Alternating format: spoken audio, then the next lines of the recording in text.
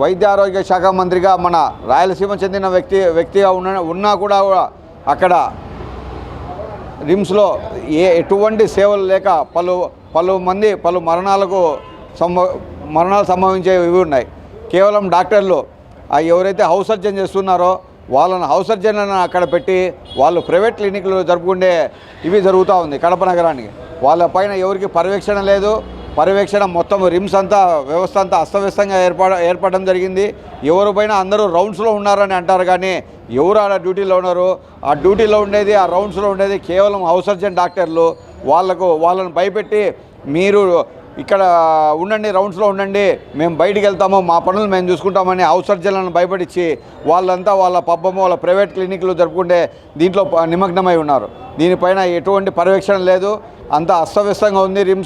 రిమ్స్కు సంబంధించి ఒక సలహా మండలిలో ఏదో ఏర్పాటు చేయడం జరిగింది. వాళ్ళు కూడా విజిట్ చేసి అక్కడ చేసిన పాపాన పోలేదు. కావున వెంటనే జిల్లా కలెక్టర్ గారు అయితే ఏమి, స్థానిక ఇంకా మెడికల్ అండ్ హెల్త్ డిఎంహెచ్ఓ గారు అయితే ఏమి, వీళ్ళంతా ఒకసారి సందర్శించి ముఖ్యంగా చిన్నపిల్లల మరణాలు ఎక్కువ జరుగుతూ ఉన్నాయి రిమ్స్లో. దాన్ని అరికట్టాల్సిన బాధ్యత ఎంతైనా జిల్లా అధికారులకు డిఎంహెచ్ఓ గారికి ఉంది. అలానే అక్కడ ఎక్కడెక్కడో క్యాంటీన్లు పెడుతున్నారు.